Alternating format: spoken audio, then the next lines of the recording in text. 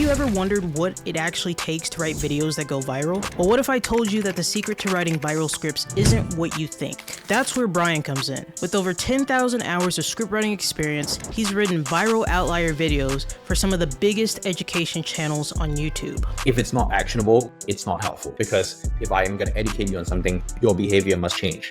Because if your behavior doesn't change, that means you haven't learned anything. So I jumped on a call with him to ask about the psychology of writing for YouTube, how to find unique angles that can help your videos stand out, and the key X factors you should focus on that are even more important than retention and storytelling. So something that I'm curious to know about your opinion on that, of if it even matters to make long videos, or even if it's worth doing. Yeah, so I mean, that's a pretty interesting question. Like, for sure, there's like the hype of you need to make a long form video because everyone's shifting towards TV. I think like the TV stat is definitely real, but ultimately I think it does depend on your niche and like where your niche is kind of at, or like where your current attention market is at. Because if you really decide on a strategy and you're looking at, okay, this specific target audience is looking for something that's a little longer form, that's something that we haven't really seen right now, then you can kind of like fulfill that demand of like longer form videos, right? So what we're kind of seeing is like full on courses. I've just released my own full script writing course for my channel, an hour 30-minute plus, which is pretty long. There's 12-hour dropshipping courses, SMMA courses. That is all very much a real thing, and that's mostly because we haven't really seen much of the long form content come into play before this cycle of full on courses and full on documentaries.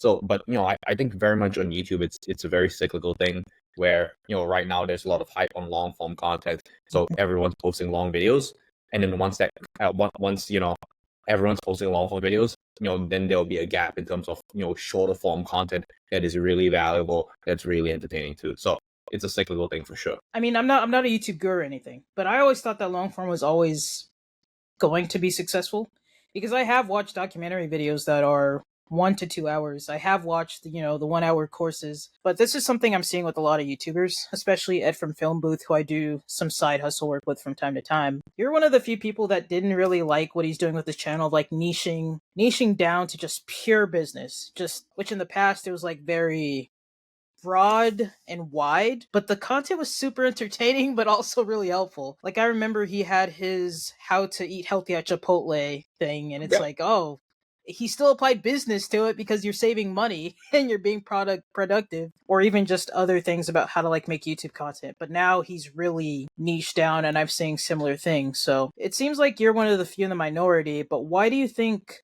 that creators should focus more on that broad level of content, or why do you think they should focus on being narrowed? Yeah, it's less of going broad versus like going niche. Like specifically with Formosi, like I think the reason that he got famous is because he did the broad content, right? He managed to go up to like 2.3 million subscribers with like shorts and that's with long form combined. And I think that also helped to build some of his brand.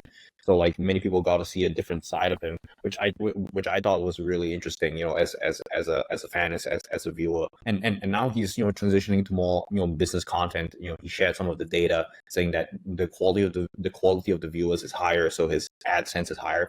That's that's gonna happen if you do super niche content. And his book sales also went up. I think for some creators, it's really difficult to just stick to their specific niche. If the goal is to just drive business growth, then yes, by all means, right? And the channel will grow, and your brand will be around that specific niche. But I think what most founders, what most CEOs, what most entrepreneurs actually want to do is they want to build a personal brand, right? They want to talk about things that they are interested in, and hopefully the audience is interested in. So I think if you are just within like the ecom email marketing niche, that's very specific stuff. You're just talking about design, you're talking about copy, you're talking about how to write specific flows. Eventually you're going to run out of stuff to talk about, right? You can maybe talk about it for like a year, but ultimately what I think is like a really good approach is, instead of just talking about ecom email, you can talk about e-commerce in general, right? Not saying you have to be a specific expert in Facebook ads or Google ads, but if you can talk about e-commerce in general, right? Talk about operational expenses and the different ways to run an e-commerce business. I think that's also really interesting. So it's like not really just limiting yourself to just you're super niche, where it's like, okay, the attention market is really small, the total addressable market is really small, and maybe you'll become niche famous, and you'll have your 1,000 true fans within this niche. But I think going a little broader doesn't hurt. Showing some of your personality, talking about stuff that you like, I don't think that hurts either. I think that's really good for building brand. So that's my opinion on that. Yeah, I have mixed feelings about it because learning about the edutainment space, especially with ed, has been a bit, like you said, eye opening in terms of like business and raising sales and having those 1,000 plus true fans. Depending on your goals, I found your opinion on it very interesting for Alex because I have not been watching his most recent videos. So Yeah, for yeah, sure. I mean, it's a different target audience altogether. yeah, yeah, About niching down specifically to YouTube script writing. If you're really looking at my channel strategy, you look at the titles, you look at the thumbnails.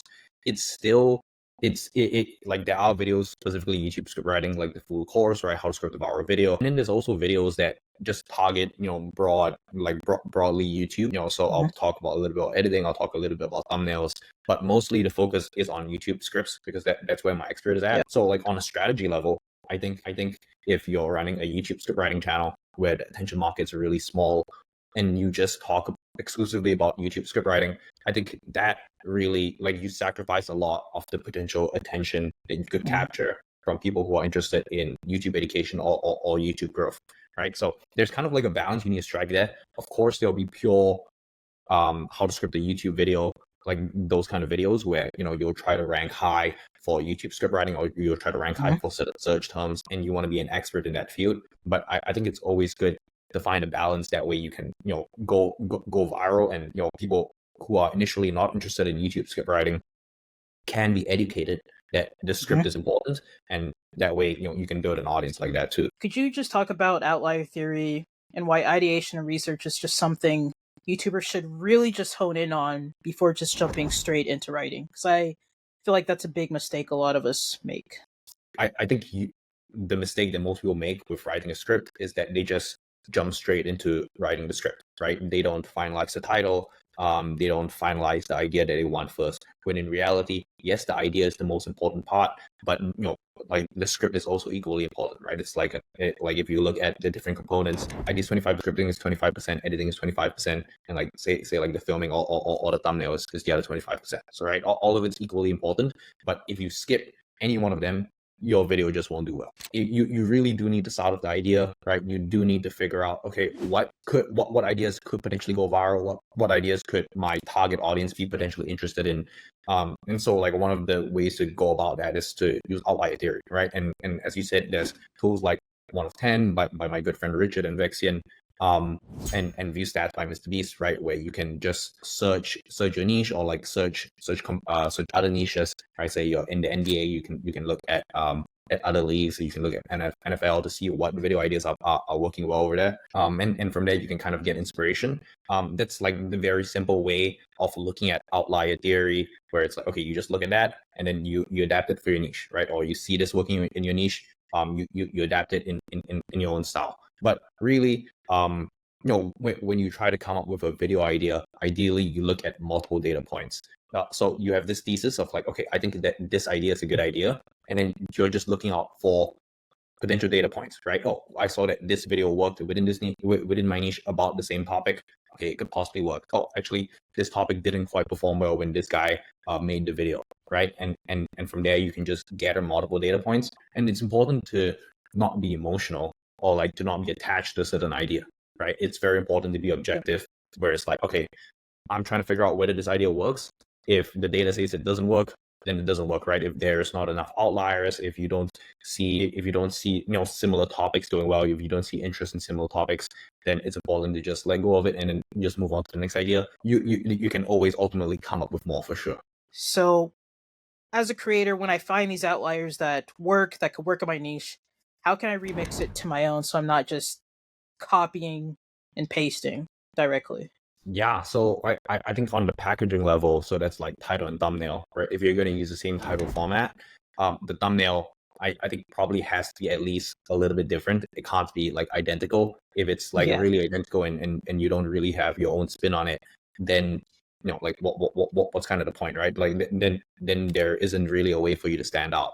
But you can take thumbnail concepts from like what else is working within your niche, and you can maybe pair a certain thumbnail concept with your title, using different assets. And on a content level, it can be very different, right? Just because someone executed a video in this way and just because it looks good doesn't mean that there isn't a way for you to improve it, right? When you look at the content, when you look at certain script structures, you can do stuff very differently, right? I'm of the belief that many of the scripts on YouTube are very inefficient. Like it's kind of not gotten to the point yet where like a lot of the scripts, especially in the business space and education space, are very optimized. The information isn't always presented in a very simple way, just because of how business owners think and entrepreneurs think, right? It's always using very often complex language, or not everyone's very good at articulating themselves on like a copywriting level, especially even the documentary scripts, right? Documentary scripts, some of the storytelling is very basic, right? What if you could take it up a notch, right? What if you could integrate like voice, what if you can integrate clips as part of the voiceover, right? That's what Dodford did, where he used a bunch of clips and he basically scripted out the clips, right? Which was very innovative at the time when he did it, right? And it absolutely stood out, and the level of storytelling was really good, right? He paid a lot of attention to, okay, how does the music make you feel? How does the editing create a certain emotion around that, right? So that's Dodford doing very in-depth research, doing very high-level editing, and basically creating a whole new kind of documentary that everyone is kind of trying to replicate. But if you can find a way to differentiate yourself, I think there's a couple ways on the content level. Number one, differentiate on an information level. So how can you have better information than other people? What isn't already talked about? Number two, it's storytelling, right? So how can you tell a story that has stakes? How can you tell a story that's compelling? How can you tell a story that has an obstacle and then you triumphing afterwards, right? Not to say every story has to be life and death, but I think storytelling is a really great way to differentiate. And I think the third way is to differentiate through personality, right? How can you inject your own personality? If you are more humorous, how can you put like a humorous take to it? If you're a little more serious, or if you're a little more sarcastic, or your humor is like a little more sarcastic, how can you inject that into that format and make it really your own? And yeah, we're talking about how Disney has ruined like Marvel or Star Wars, but what are those specific things that nobody's really talking about? And for me, I was talking about like how they scrap certain remakes. Well, not remakes. They scrap certain sequels that are never going to see the light of day because they wanted to focus on other things. So yeah, I love that. Yeah, I think you can really differentiate just with the level of information, just by doing a little bit more in-depth research, right? What are people saying that hasn't already been said? I think one of like what like one of the video topics that has been talked about a lot is like David Dobrik, right? And like how he's like fallen. There's literally 12 video essays on that, and each time it gets posted, it gets like 200K views.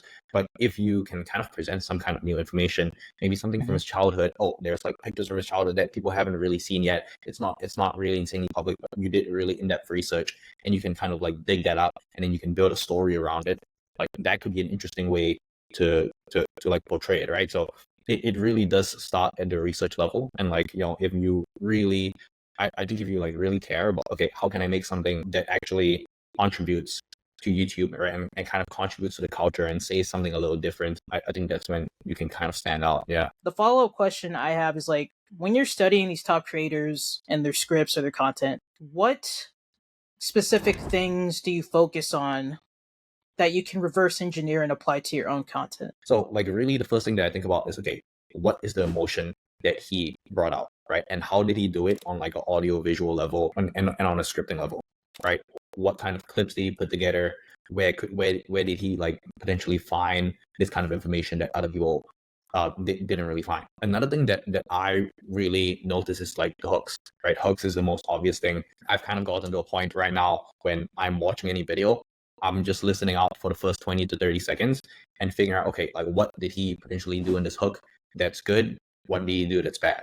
Right. And it's usually immediately obvious whether the hook was good, whether the hook was bad, and you can kind of tell whether that was intentional, whether it was already scripted, or maybe it wasn't already scripted. So I'm really cognizant. Okay, what was the first line?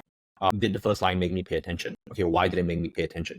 And then you'll kind of jot down in a swipe file. Okay, I really like this first line. This is something that I haven't used before. I'm going to use it in one of the future scripts that I write. Hooks is also another really great thing to break down. How did they transition from the hook to the body is also another thing that I noticed. Where it's like, okay, instead of just saying, in this video I'm going to talk about the 3 steps, and then the first step is blah blah blah, right? That's a very simple way of transitioning. What if there are different ways to actually create open loops? How can I create curiosity? How can I add some sort of progression to the story so that it kind of makes it feel like, okay, the viewer is being pushed forward, and there's something for the viewer to look forward to. I would say like hooks and the emotion and the storytelling are the 3 main things that I look out for. So I wanted to know, like, what's your approach in terms of progression that keeps the viewer watching? Yeah, I mean, it's definitely an interesting question, and like I like don't want to be the kind of writer who like dissects every single line and makes sure that every single sentence has to be perfect. I think writing is a science. Writing is also an art, right? Creating content is an art. So it's like, okay, we are at kind of a point where, you know, we're creating content, we're trying to go viral, we're trying to make the videos optimized, where we're really looking at the science behind the art. With hooks, first of all, like have fun with it, right? You can try a dozen different things, right? And eventually you'll kind of find something that works for yourself, right? Don't just like don't let it just be because I say the hook has to be written. The first line has to be a statement. Doesn't mean that, you know, universally the first line has to be a statement, right? There's a lot of very creative videos where, you know, the first 5 to 10 seconds is just a visual thing, right? It's something that's visually appealing, and there's no audio at all. Like no one's actually saying anything. And then, you know, to answer your question on progression, right? Say I make a very bold claim. This video will teach you how to make your next video go viral, right? When you have a very bold claim like that, you immediately want to think, okay, what is the viewer thinking about, right? The viewer will be thinking about, okay, why should I listen to you? Or how can you substantiate this claim? And then maybe the second line could be, I've written, you know, 700 scripts, and I've generated millions of views for this client, and this client. So I've spent, you know, all of this time writing scripts, and I've cracked the code to going viral. And it's like, okay. So like, there's kind of like a logical flow there. I think most of the time, especially when you're writing scripts, they're like, what most people miss out is like, what's the logical flow, right? Are there any potential gaps?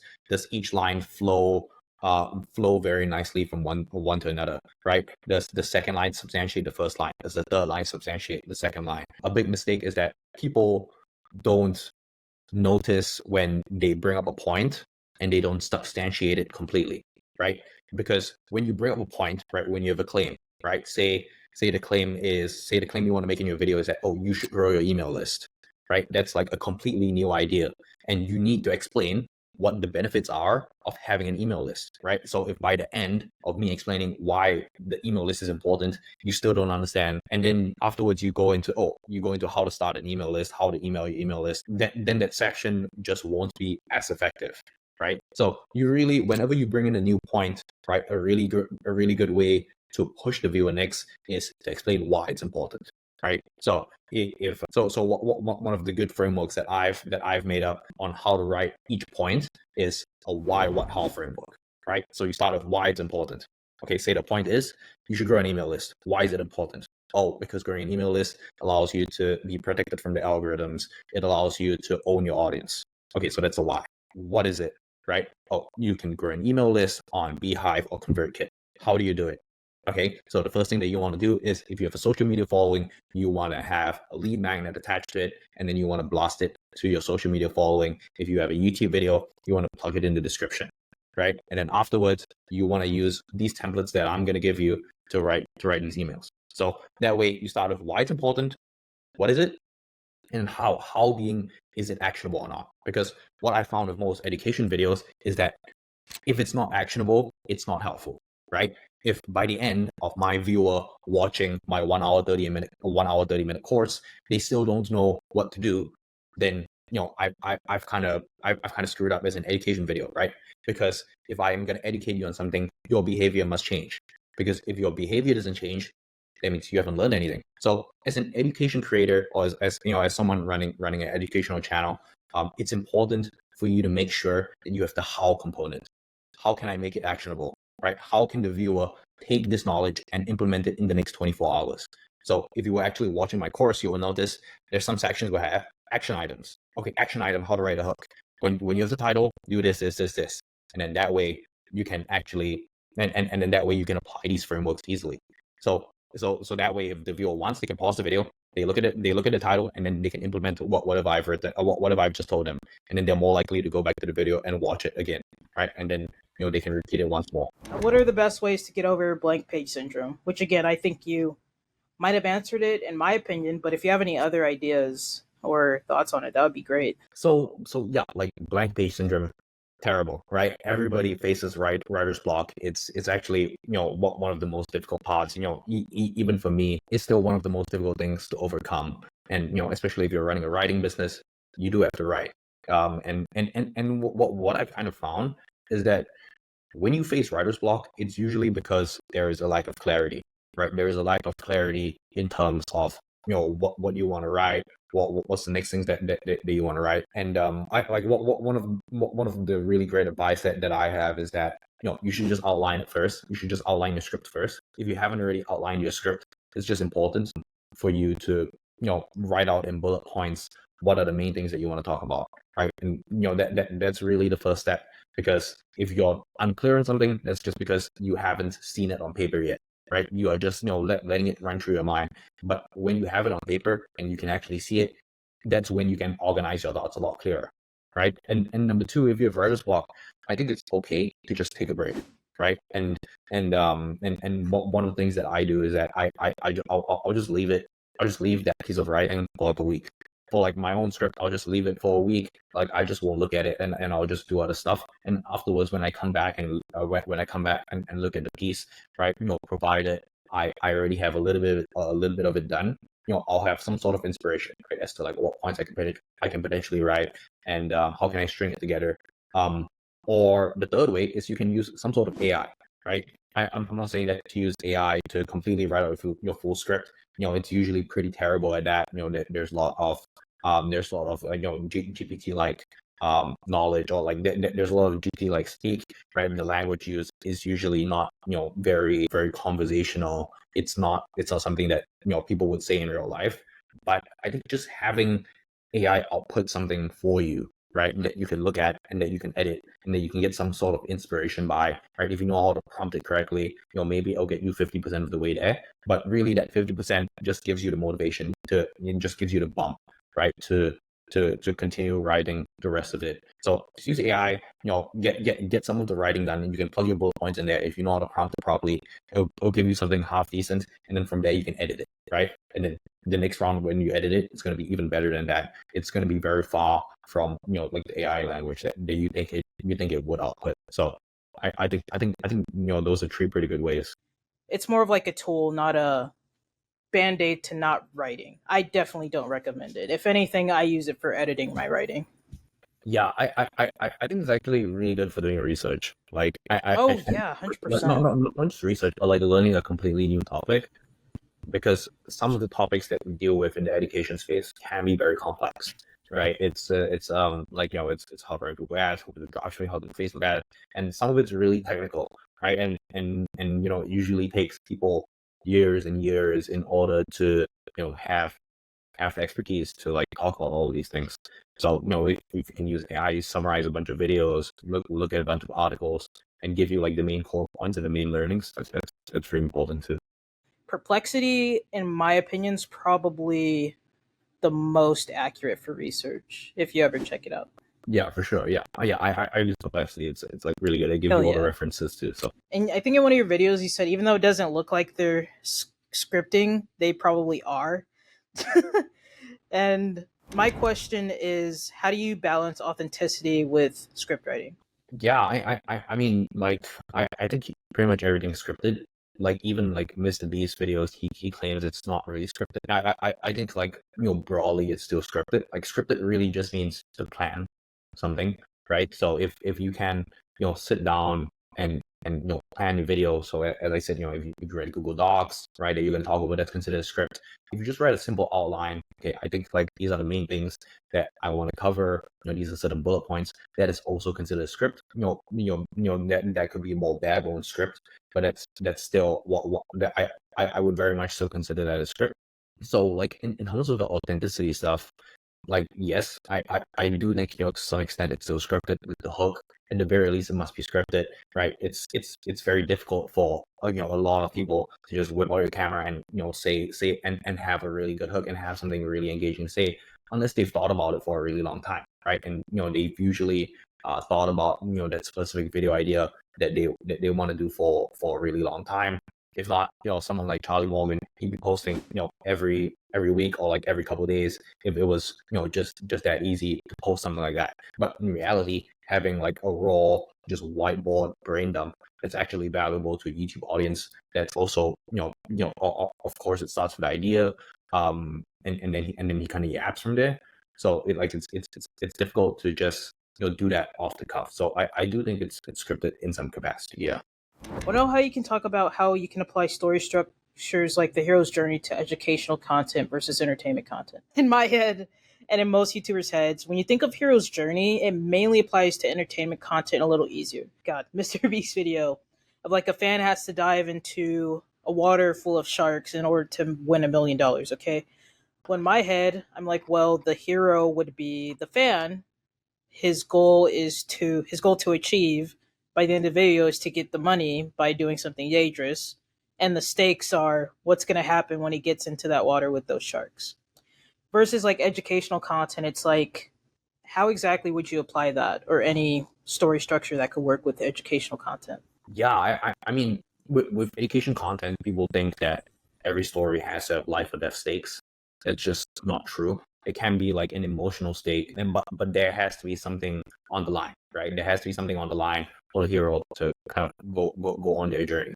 And one of the things that I realized with a lot of these education stories is that you can kind of take two kinds of positioning as the character. And one of the positioning is that you could just be a normal person, right? Or the second type of positioning is that you can be an expert, right? So an expert would be telling a story from a third person's point of view. Or if you're a normal person, it's like, okay, I'm like going on this journey, and then I'm having this emotion, I'm having this kind of struggle, and this is what I kind of did, right? So there's two perspectives. One is you can take it from like a first person perspective, which is like I did this, or third person's expert perspective would be would be looking at something from a third person's lens, and kind of like the way you can think of applying it is like first of all you have to define what the intention is, right? What do I actually want to get, right? And for an example of a story that you can potentially tell is that say the lesson that you want to teach is that you have to write 1,000 YouTube scripts to get really good, right? So okay, that's the main lesson that I want to learn, and then okay, you have to figure out okay, what's like the intention and what's the obstacle, because all of storytelling is the clash between intention and obstacle, right? I have an intention, I want to get something, there's an obstacle, so there's something in my way, and then there's something that's clashing, right? And so because of the clash between intention and obstacle, there's like, okay, so I decided to do X, Y, Z, in order to get over obstacle. Oh, I failed, right? Oh, this obstacle was like too big, and then eventually I triumphed, right? That's basically the hero's journey, where you go up and you go down, right? That's like a call to action, where it's like, okay, I'm gonna go off on this journey, and then you reach a climax where that's the largest tension between intention and obstacle, and then eventually there's some sort of resolution where you come back home and you're a changed person. So really with like educational content, just going back to okay, if the lesson that I learned is that okay, I have to write 1,000 scripts, and the intention is okay, I want to get really good at script writing, right? So I decided to write a bunch of scripts, but then I was super frustrated, right? It was so difficult. I actually couldn't come up with anything. Like none of my scripts were good, right? I was getting lots of edit requests from clients, and I wasn't happy with my writing, and I wasn't really interested at it, right? After a while, I slowly fell out of love with it.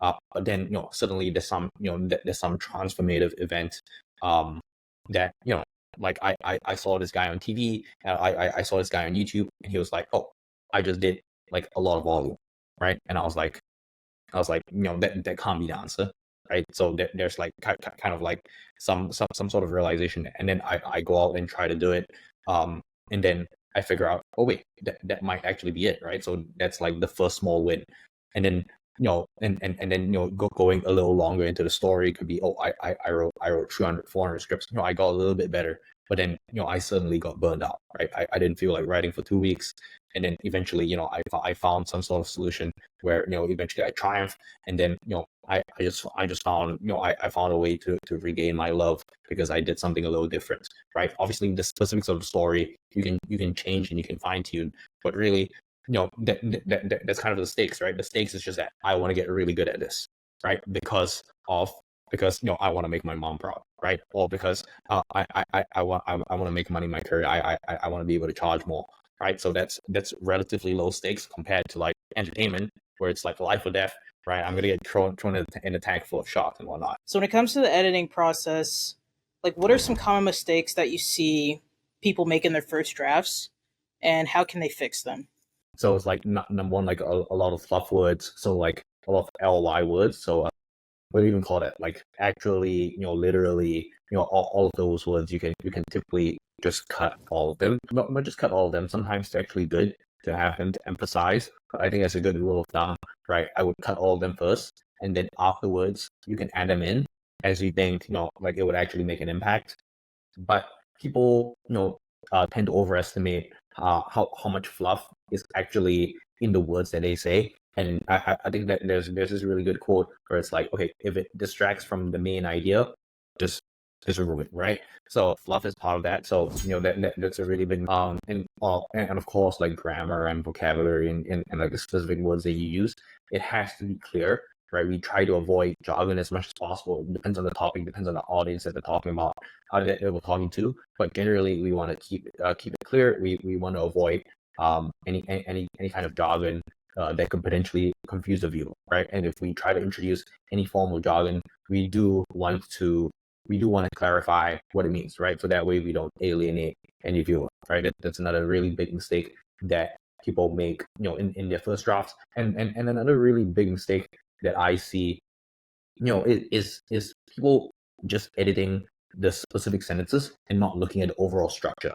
right? So really, you want to look at the piece of writing as a full script, right? Rather than just paragraph by paragraph by paragraph. It's important that you actually clarify what the structure is, right? If it's more of a conversational structure that your video is going for, does point one flow well to point two to point three, right? Am I meeting them at their current awareness level? Is this what the viewer is actually thinking about, right? Is the viewer actually interested in these points, right? You don't want to be very rigid about the structure of the video, right? Because if the structure of the video, isn't, in copywriting standards, very high quality, if on the script writing level, right, the content is not very interesting, you do want to rewrite, right? You do want to rearrange. Okay, maybe point two should actually be point one. Maybe point one should actually go all the way to point three, right? You want to be very flexible like that, right? You also want to be very critical of your own script, right? And so like it's usually people aren't critical enough of their own script. They're like, okay,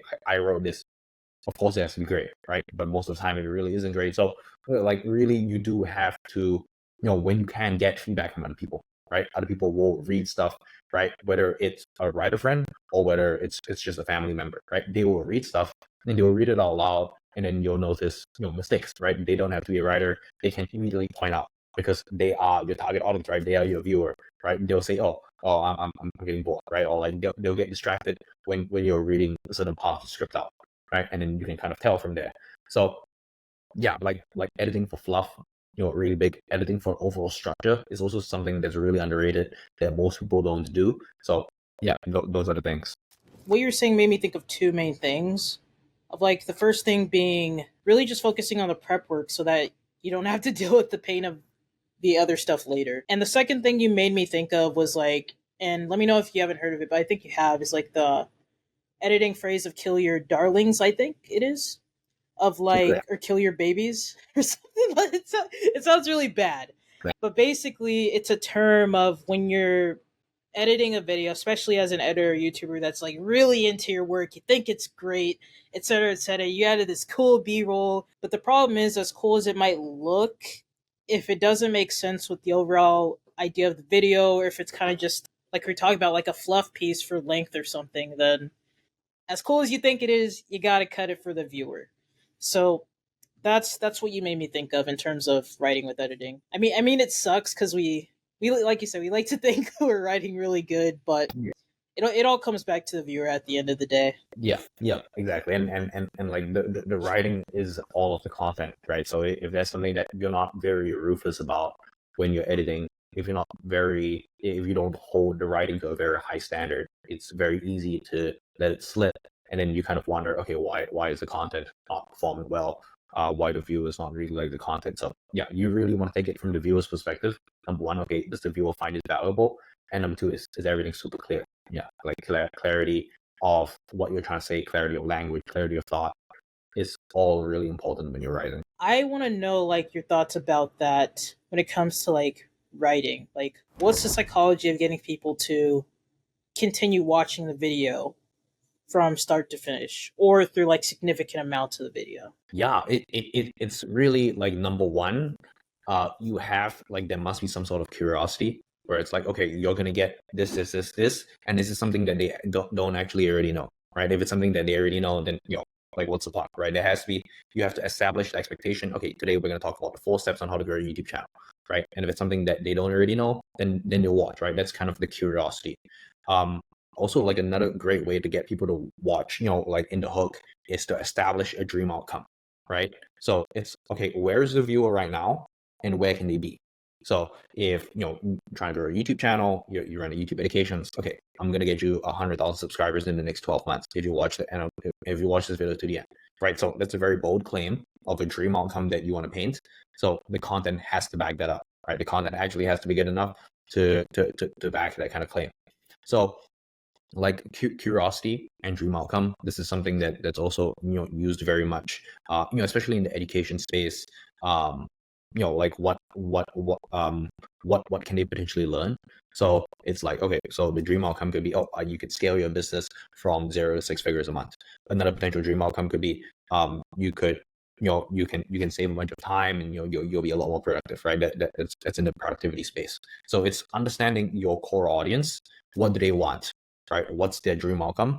And then just giving to them, right? And showing them that this video can help them achieve that. When it comes to like the dream outcome, I see the dream outcome so much easier for education of like, by the end of this video, you'll learn how to, I don't know, use Photoshop to make a thumbnail. Or by the end of this video, whatever. That's like the dream outcome for a viewer that wants to learn the skill, right? But like when it comes to more of like entertainment, like for example, a video essay, what is the dream outcome? Is it just satisfying the title and thumbnail packaging, or is it something different? Yeah, in that case, it's like, okay, what is the viewer watching the whole video for, right? So it's mainly to like satisfy the packaging, right? Or it's like, or the dream outcome could be, the dream outcome in that case is to be entertained, right? So it's like, so then on the content level, it has to have some sort of entertainment factor, has to have some sort of tension, has to have some sort of curiosity and storytelling. Ideally, that's really looking at like the video essay format. Is the content actually something that people want to watch from start to finish? In that case, you don't really have to establish a dream outcome. It's just like, okay, you'll get this in this video, and then you just give it to them. What do you think most YouTubers struggle with in terms of the script writing process? Like, what do you think is the most difficult part for them? Yeah, I think there's like really 2 core main things with the clients that I work with. Number one is the hook. Like if you're not, if you don't really have a copywriting background, or you don't write a ton, right? Like understanding what a great hook is, or like understanding why a hook is strong, is difficult for them to understand. So if they don't write a lot, if they're not very YouTube native, if they don't consume a lot of YouTube, writing a great hook is difficult for them. That's number one. And I think number two is like finding angles, really. So angles means like, okay, how can they potentially position the video a little differently from how everyone else is positioning their video?